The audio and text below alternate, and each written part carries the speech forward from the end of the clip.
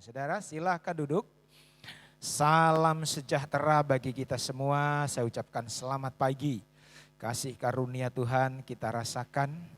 Sehingga kalau sampai saat ini kita ada sebagaimana ada, ini sungguh karena kemurahan Tuhan. Saudara yakin kalau sampai saat ini kita ada karena kemurahan Tuhan? Amin. Tuhan Yesus memberkati kita semua. Tema khotbah pada saat ini yaitu Yesus Hakim yang benar. Kalau berbicara hakim yang benar berarti ada hakim yang tidak benar. Dan memang faktanya begitu saudaraku. Faktanya begitu banyak hakim yang tidak benar. Buktinya banyak juga hakim yang ditangkap oleh KPK. Nah, saudara yang dikasihi Tuhan, satu hari kelak bahwa yang harus kita ketahui bahwa setiap manusia pasti akan dihakimi. Ini perlu saudara catat baik-baik. Setiap manusia suatu saat pasti akan dihakimi. Entah manusia waktu itu masih hidup atau sudah mati, pasti akan dihakimi. Coba kita lihat ayatnya di dalam Kisah Para Rasul pasal 17 ayat yang ke-37. Kisah Para Rasul pasal 17 ayat yang ke-31. Begini bunyi firman Tuhan. Kisah Para Rasul pasal 17 ayat yang ke-31. Karena ia telah menetapkan suatu hari pada waktu mana ia dengan adil akan menghakimi dunia oleh seorang yang telah ditentukannya. Sesudah ia memberikan kepada semua orang suatu bukti tentang hal itu dengan membangkitkan dia dari antara orang mati. Ayat ini dengan jelas mengatakan ia telah menetapkan suatu hari di mana Allah akan menghakimi semua orang. Tidak terkecuali semua akan dihakimi. Termasuk kita yang hadir pada pagi hari ini akan dihakimi.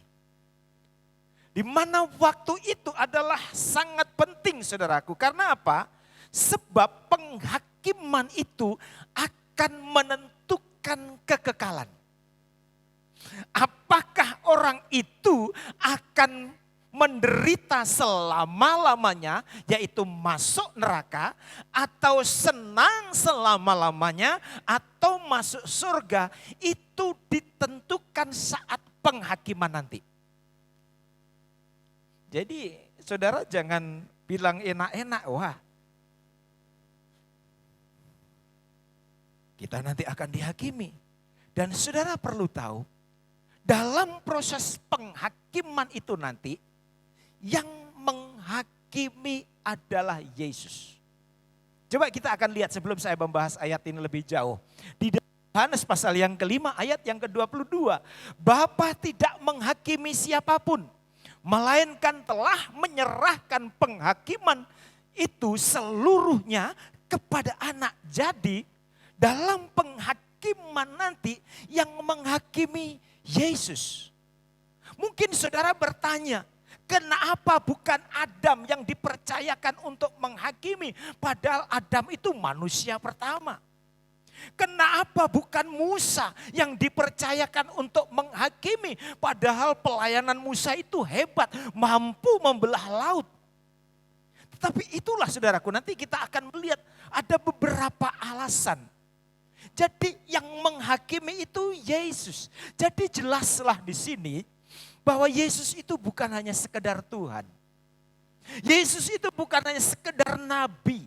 Yesus itu bukan hanya sekedar juru selamat. Yesus itu juga adalah Tuhan. Amin saudara. Yesus itu juga adalah Tuhan yang akan menghakimi saudara dan saya. Menjadi pertanyaan, mengapa Yesus disebut hakim yang benar? pada siang hari ini saya akan memberikan 4 alasan mengapa Yesus disebut hakim yang benar. Yang pertama, karena penghakiman Yesus itu tanpa pandang bulu. Penghakiman Yesus itu tanpa pandang bulu atau tanpa pandang muka. Di dalam 1 Petrus pasal 1 ayat 17 ada beberapa kalimat yang saya kasih tanda merah. Nanti akan saya jelaskan. 1 Petrus pasal pertama ayat 17. Dan jika kamu menyebutnya Bapa, yaitu Dia yang tanpa memandang muka menghakimi semua orang menurut perbuatannya, maka hendaklah kamu hidup dalam ketakutan selama kamu menumpang di dunia ini. Yang dimaksud ketakutan itu bukan takut saudaraku, tetapi hidup dalam takut akan Tuhan. Selama menumpang di dunia ini, kita harus hidup takut akan Tuhan. Nanti kita akan lihat alasannya. Nah, kita lihat di sini. Mengapa Yesus dikatakan hakim yang benar? Karena apa? Penghakiman Yesus itu tanpa pandang bulu, tanpa memandang bulu, tanpa memandang muka. Itulah sebabnya tidaklah heran kalau dia dikatakan tadi tanpa memandang bulu. Kalau pengadilan dunia, jujur saja saudaraku, siapa yang pernah masuk dalam pengadilan? Ada jemaat di sini yang pernah diadili? Belum pernah ya. Kita lihat nonton di berita-berita, pengadilan di dunia ini memandang muka. Sehingga kalau kita sering dengar ada istilah, hukum itu seperti pisau.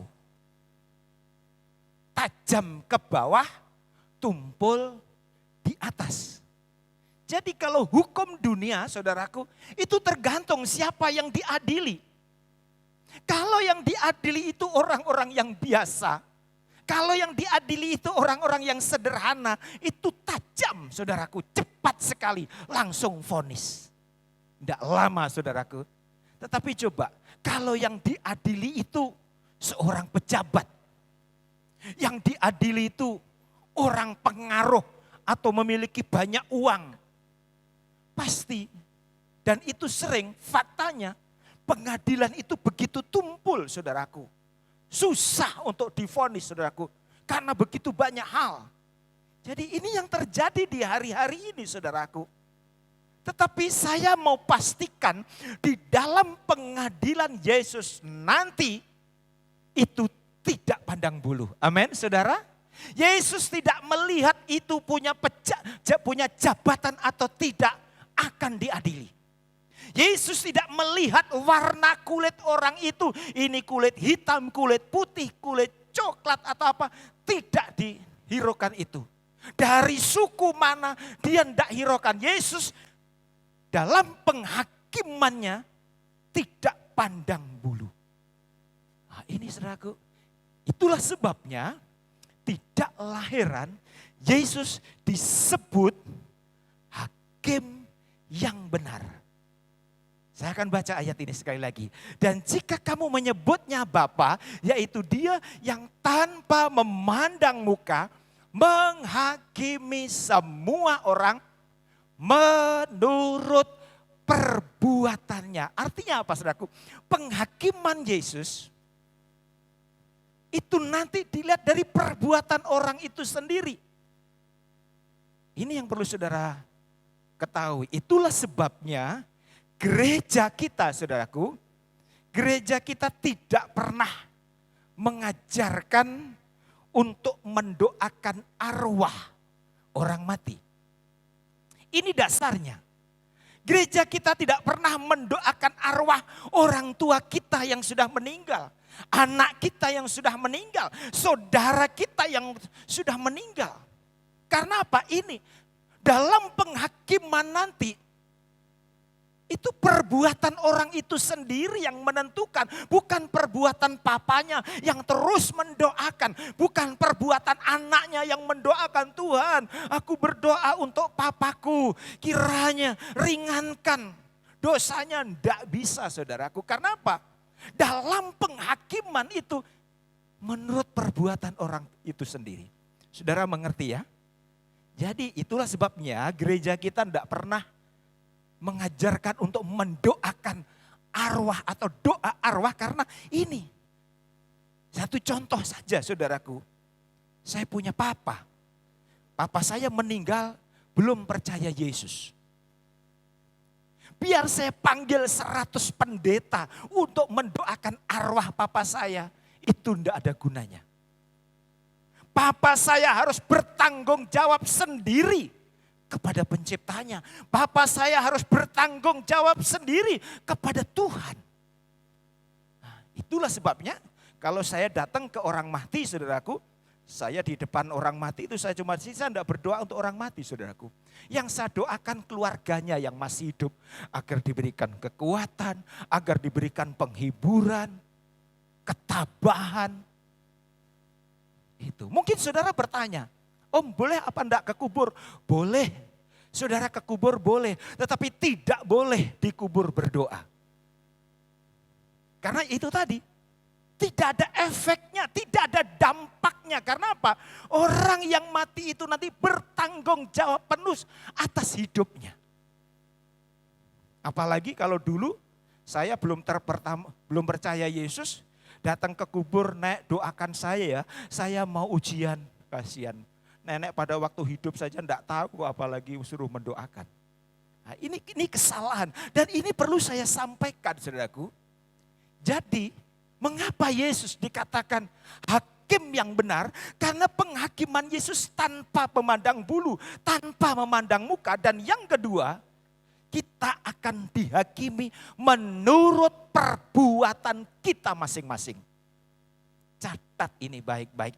Kita akan dihakimi menurut perbuatan kita masing-masing. Coba kita lihat contohnya. Agar saudara lebih jelas kisah Lukas pasal 16 ini. Di dalam Injil Lukas pasal 16 ayat yang ke-19. Saya rasa teman-teman jemaat ngerti betul ini cerita ayat ini. Tetapi sebaiknya saya akan baca juga. Di dalam Lukas pasal 16 ayat 19. Ada seorang kaya yang selalu berpakaian jubah ungu dan kain halus. Dan setiap hari ia bersuka ria dalam kemewahan. Dan ada seorang pengemis bernama Lazarus, badannya penuh dengan borok, berbaring dekat pintu rumah orang kaya itu. Kalau saudara membaca ayat-ayat selanjutnya, orang kaya itu mati, Lazarus mati. Dan ketika orang kaya ini mati, saudaraku, dia masuk di dalam penderitaan.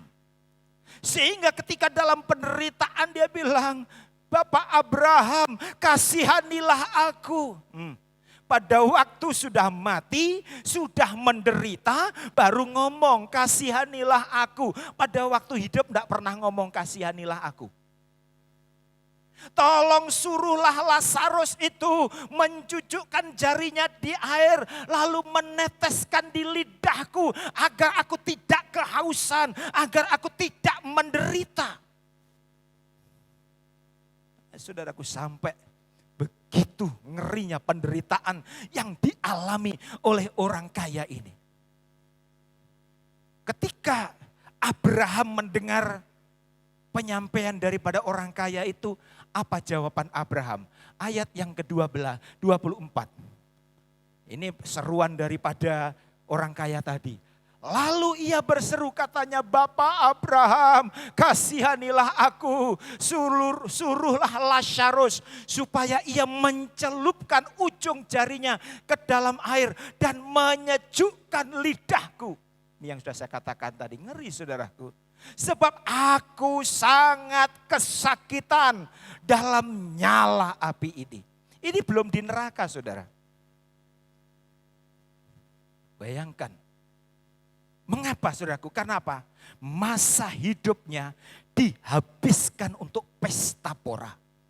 Masa hidupnya dihabiskan untuk senang-senang. Sudah tidak peduli lagi dengan jam-jam ibadah. Tidak peduli lagi dengan perkara-perkara rohani. Dia senang. Alkitab tadi katakan setiap hari berpesta pora dalam kemewahan. Ketika mati dia menderita. Aku sangat kesakitan dalam nyala api ini. Ayat 25, tetapi Abraham berkata, anak, ingatlah bahwa engkau telah menerima segala yang baik sewaktu hidupmu. Sedangkan Lazarus segala yang buruk. Sekarang ia mendapatkan hiburan dan engkau sangat menderita. Ayat 26. Selain daripada itu, perhatikan, di antara kami dan engkau. Di antara kami, Abraham, Lazarus dan orang kaya itu terbentang jurang yang tak terseberangi. Nah ini, supaya mereka yang mau pergi dari sini kepadamu, ataupun mereka yang mau datang dari situ kepada kami tidak dapat menyeberang. Nah ini saudaraku.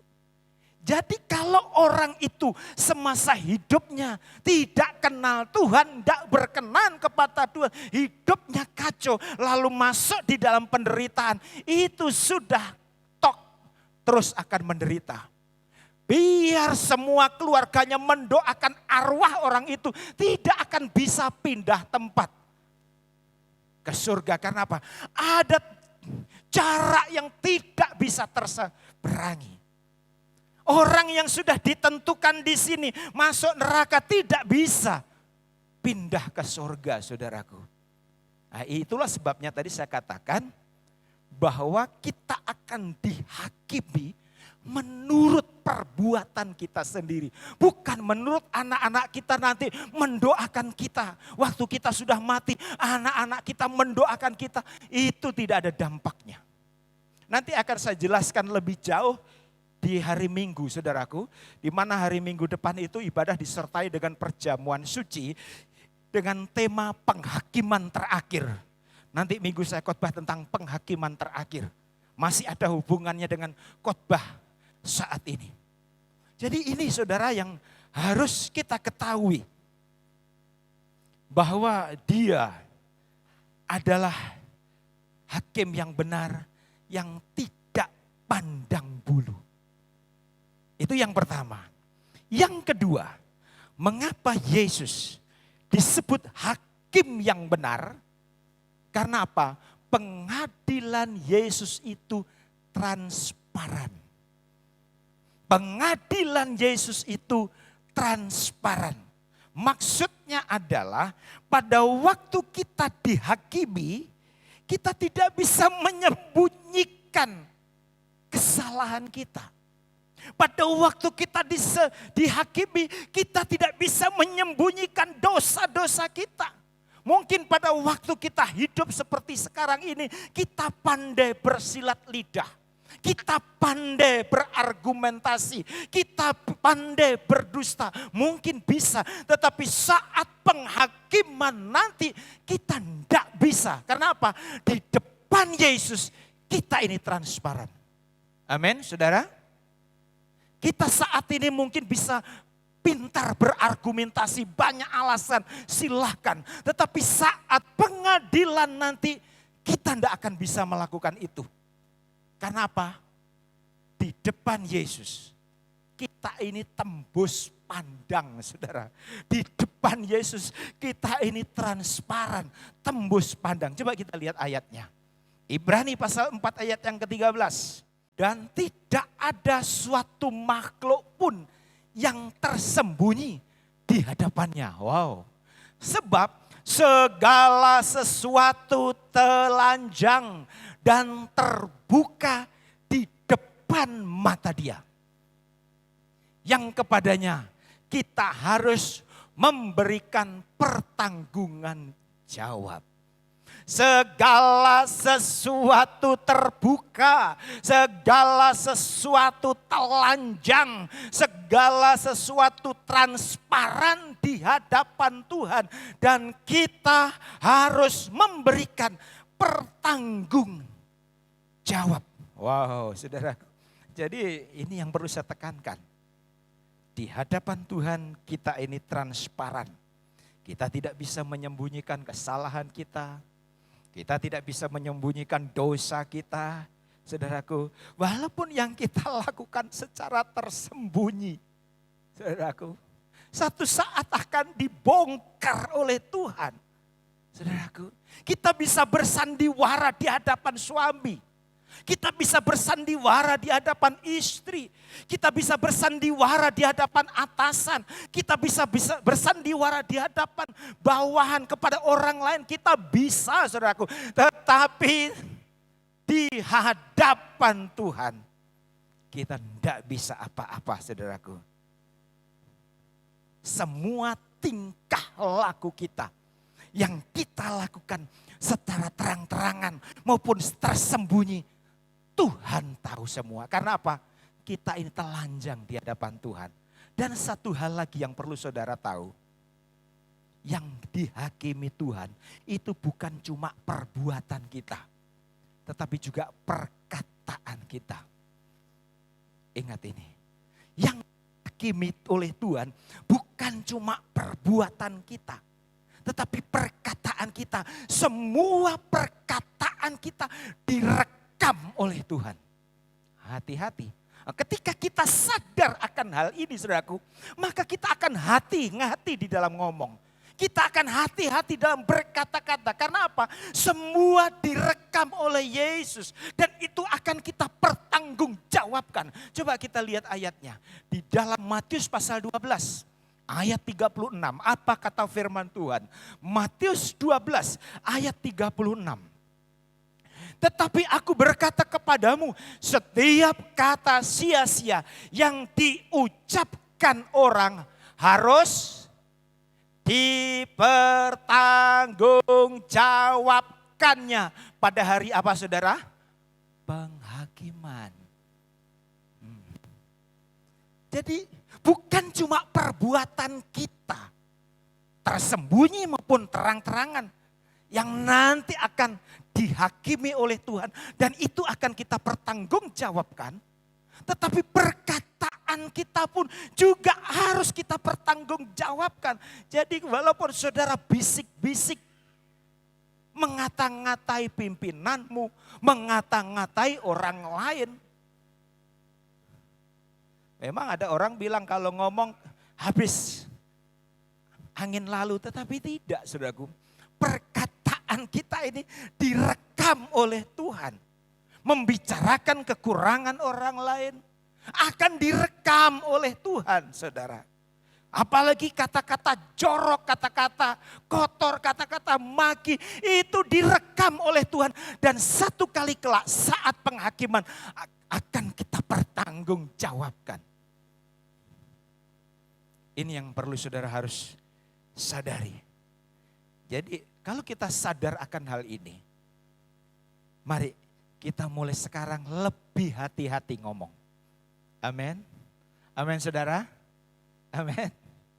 Kita lebih hati-hati ngomong. Karena apa? Setiap perkataan kita itu direkam oleh Tuhan. Kita tidak bisa berdusta, saudaraku. Sekali lagi, kita tidak bisa berdusta. Jadi bukan cuma perbuatan kita, tetapi juga perkataan kita.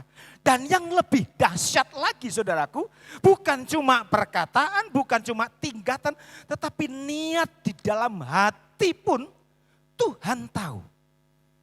Wow.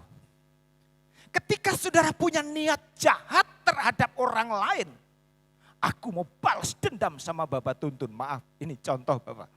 Aku mau balas dendam sama Bapak Tuntun. Mau balas dendam sama Pak Sumarno. Aku mau kerjain itu Pak Debi. Itu belum saya lakukan, saudaraku. Itu hanya niat di dalam hati. Itu pun dicatat oleh Tuhan. Amin, saudara.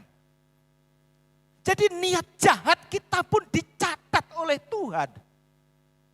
Begitu juga kalau saudara punya niat baik juga dicatat oleh Tuhan. Karena apa? Semuanya akan kita pertanggungjawabkan. Ketika kita punya niat jahat itu dicatat oleh Tuhan. Ketika kita punya niat baik juga dicatat oleh Tuhan. Contoh, mulai minggu ini aku mengambil keputusan sesibuk-sibuknya aku mau tetap setia kepada Tuhan. Itu niat yang baik. Dan setiap niat yang baik dalam hati saudaraku itu akan dipertanggungjawabkan. Coba kita lihat ayatnya. Roma pasal 2. Ayat 16. Hal itu akan nampak pada hari bila mana Allah sesuai dengan Injil yang kuberitakan akan menghakimi segala sesuatu yang tersembunyi dalam hati manusia. Tuhan akan menghakimi sesuatu yang tersembunyi di dalam hati. Kita belum lakukan, saudaraku. Kita belum ucapkan. Ini baru niat di dalam hati. Kita niat hati jelek, jahat, itu akan dihakimi. Ketika saudara mengerti firman Tuhan hari ini, pasti akan ada perubahan dalam hidup kita. Amin, saudara. Kalau saudara bisa tangkap khotbah saya hari ini, saudara pasti alami perubahan dalam hidup. Tingkah laku kita akan lebih hati-hati. Karena apa? Kita punya hakim yang benar, transparan. Kita akan bertindak hati-hati, kita akan bercakap-cakap hati-hati. Begitu juga niat di dalam hati pun harus niat yang benar. Niat yang jahat akan kita pertanggungjawabkan. Niat yang baik pun akan kita pertanggungjawabkan. Karena apa tadi? Ayat ini dengan jelas. Segala sesuatu yang tersembunyi dalam hati manusia. Oh, ketika saudara hari ini mengambil keputusan, Tuhan, mulai hari ini aku mau tetap setia. Setiap minggu akan ibadah kepada Tuhan. Itu niat hati. Itu dicatat oleh Tuhan. Amin, saudara. Amin. Atau barangkali ini contoh. Saudara melihat saya, wah ini Om Pendeta ini kalau setiap hari minggu khotbah pasti 2 kali itu pasti capek. Pasti capek. Saya lihat kalau ibadah kedua sudah mulai lemes. Lalu saudara niat dalam hati, nanti malam saya ajak Om Pendeta makan di rumah makan. Itu niat yang baik, saudara. Siapa yang punya niat baik begitu? Angkat tangan. Enggak ada yang berani niat baik ya. Padahal ketika saudara punya niat mau ngajak saya makan nanti malam, itu sudah dicatat oleh Tuhan loh. Tapi kalau 10 kali niat terus ya enggak tahu. Minggu ini aku punya niat ajak Om Pendeta makan. Minggu depan lagi aku punya niat nanti malam ajak Om Pendeta, niat sampai 10 kali niat terus. Enggak tahu itu kira-kira di hadapan Tuhan bagaimana ya. Punya niat baik bagus. Tapi kalau 10 kali hanya niat enggak laksanakan, enggak tahu. Tapi di jemaat di sini ada yang enggak punya niat tetapi langsung ajak, itu banyak. Ketemu saya, Om mari makan. Wah itu luar biasa, itu enggak ada niat tetapi langsung ada tindakan. Nah, jadi ini saudaraku, jadi ini yang perlu saudara sadari. Bahwa dia hakim yang benar, transparan. Jadi bukan cuma tindakan kita yang akan diadili. Tetapi ucapan kita pun juga akan kita pertanggungjawabkan. Bahkan yang ada di dalam hati kita pun juga nanti kita akan pertanggungjawabkan. Itu yang kedua. Yang ketiga, mengapa Yesus disebut hakim yang benar? Karena apa? Penghakiman Yesus itu pasti benar. Nah ini, penghakiman Yesus itu pasti benar. Coba kita lihat ayatnya. Yohanes pasal 8, ayat yang ke-16. Dan jikalau aku menghakimi, maka penghakimanku itu benar. Sebab aku tidak seorang diri. Tetapi aku bersama Dia yang mengutus aku. Wow. Yesus bilang keputusanku itu pasti benar. Karena apa? aku tidak seorang diri. Jadi keputusan Yesus itu tidak pernah salah. Jadi pada saat pengadilan nanti saudaraku, itu tidak ada upaya yang bisa kita lakukan setelah diketok. Tok. Tidak ada upaya lagi banding. Tidak ada. Saudara tidak bisa lagi berargumentasi. Semua bukti-bukti dikasih tunjuk. Ini loh. Buktinya kamu mau bilang apa? Ini tingkah lakumu selama kamu hidup. Ini ucapanmu selama kamu hidup. Ini yang ada isi hatimu selama kamu hidup. Tidak ada upaya untuk kita banding. Apalagi peninjauan kembali. Tidak ada saudaraku. Karena apa? Keputusan Yesus itu benar. Tidak ada sedikit pun celah dalam kesalahan saudaraku. Berbeda dengan pengadilan di dunia ini. Walaupun diketok ada bukti baru. Wah, ada peluang untuk peninjauan kembali. Nah, ini keputusan dunia. Tapi kalau nanti karena berdasarkan tingkah lakumu selama kamu hidup, berdasarkan ucapanmu selama kamu hidup, berdasarkan niat jahat di hatimu selama kamu hidup, tok neraka habis saudara. Mau apa lagi? Karena apa? Keputusan Tuhan itu tidak pernah salah. Nah, untuk itu mari mulai hari ini kita lebih hati-hati di dalam bertindak. Lebih hati-hati di dalam berbicara. Lebih hati-hati di dalam niat, di dalam hati kita. Itu yang ketiga. Karena saya dikejar juga dengan waktu. Yang keempat atau yang terakhir. Nah, jemaat kalau sudah bilang yang terakhir paling semangat. Cepat pulang. Apa alasannya? Yesus disebut hakim yang benar. Yang keempat, penghakiman Yesus pasti adil. Penghakiman Yesus pasti adil.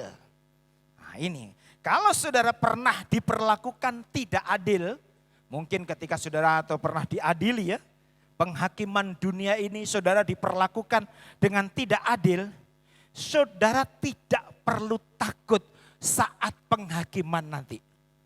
Penghakiman Yesus itu pasti adil, saudaraku. Penghakiman Yesus itu pasti adil. Kita lihat ayatnya di dalam Yohanes. Yohanes pasal 5 ayat yang ke-30. Aku tidak pernah berbuat apa-apa dari diriku sendiri. Aku menghakimi sesuai dengan apa yang aku dengar dan penghakimanku adil. Oh. Penghakimanku adil. Kita lihat di sini. Jadi penghakiman Tuhan itu adil. Jadi keputusan Yesus itu kalau saudara baca ayat selanjutnya itu bukan keputusannya sendiri. Dan saudara perlu tahu pengadilan setiap anak Tuhan, catat baik-baik, pengadilan setiap anak Tuhan itu beda levelnya. Saudara perlu tahu. Pengadilan setiap anak Tuhan itu beda levelnya. Anak Tuhan yang sudah 20 tahun. Anak Tuhan yang sudah 30 tahun. Banyak dengar firman Tuhan. Banyak dengar khotbah seperti pagi hari ini. Itu beda levelnya saudaraku. Beda standar penghakimannya. Dengan anak Tuhan yang baru 1 minggu dibaptis langsung mati. Beda. Ini yang perlu saudara tahu. Jadi levelnya beda, standarnya beda. Kalau kita yang sudah 20 tahun, 30 tahun, 40 tahun jadi anak Tuhan, penghakimannya lebih tinggi daripada orang yang baru percaya Yesus. Makanya Alkitab bilang di dalam Yakobus pasal 3, apa kata firman Tuhan? Yakobus pasal 3 ayat pertama, saudara-saudaraku, janganlah banyak orang di antara kamu mau menjadi guru.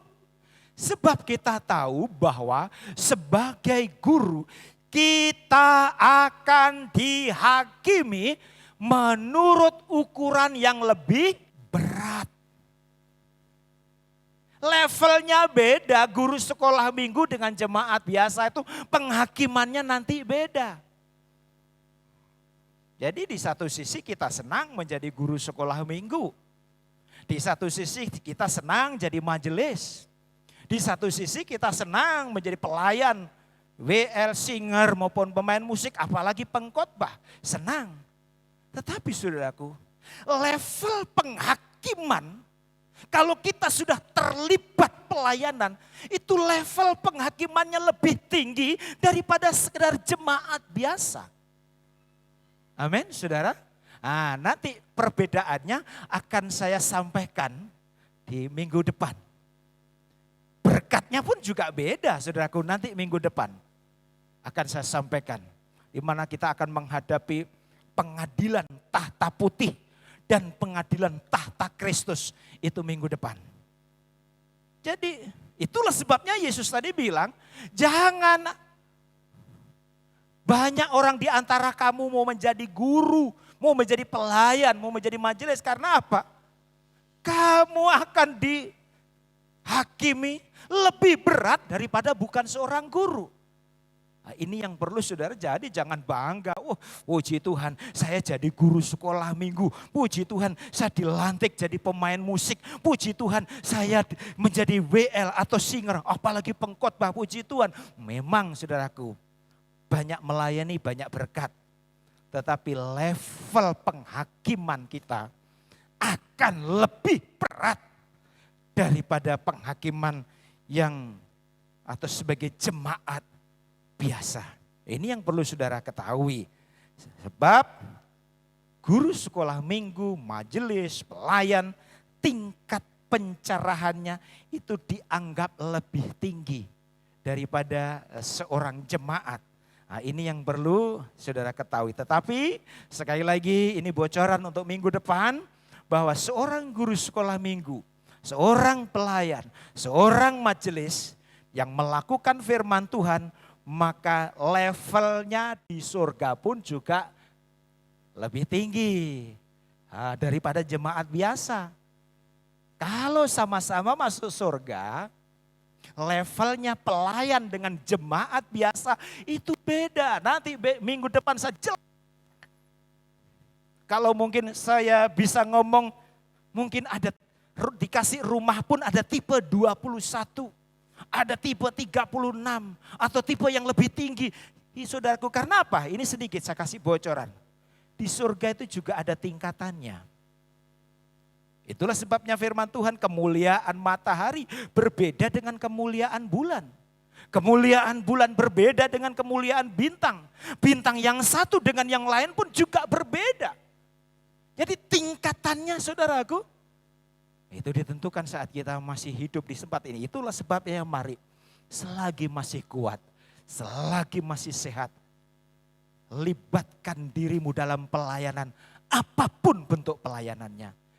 Saudara tidak bisa nyanyi, saudara bisa berdoa, berdoalah untuk pekerjaan Tuhan. Amin, saudara. Saudara tidak bisa nyanyi, saudara tidak bisa doa, tetapi saudara titipi berkat, gunakan berkatmu untuk kerajaan surga. Kita kumpulkan harta kita sebanyak-banyaknya di surga. Minggu depan saudara akan tahu bagaimana level kita semasa hidup di dunia ini sangat menentukan. Ayat yang terakhir di dalam Lukas pasal 12 ayat 48. Tetapi barang siapa tidak tahu akan kehendak tuannya dan melakukan apa yang harus mendatangkan pukulan, ia akan menerima sedikit pukulan. Setiap orang yang kepadanya banyak diberi, daripadanya akan banyak dituntut. Wow. Dan kepada siapa yang banyak dipercayakan, daripadanya akan lebih banyak lagi dituntut. Untuk itu mari saudaraku, ketika kita menyadari akan hal ini, bahwa kita semua akan dihakimi.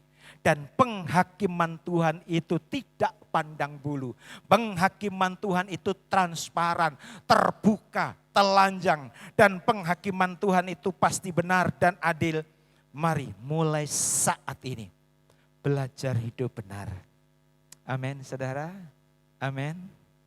Belajar hidup benar. Jujur terhadap diri sendiri. Jujur terhadap orang lain. Terlebih jujur kepada Tuhan. Karena apa? Kita ini transparan di hadapan Tuhan. Kita ini telanjang. Kita mohon ampun atas apa yang sudah kita lakukan selama ini. Kita mohon ampun apa yang sudah kita ucapkan selama ini. Kita mohon ampun atas apa yang hati kita yang tidak baik selama ini. Ketika kita minta ampun dengan sungguh-sungguh, maka pengampunan akan kita alami hari ini. Amin saudara. Saudara yakin saudara akan diampuni oleh Tuhan? Saudara yakin? Berikan kemuliaan untuk Tuhan kita Yesus Kristus.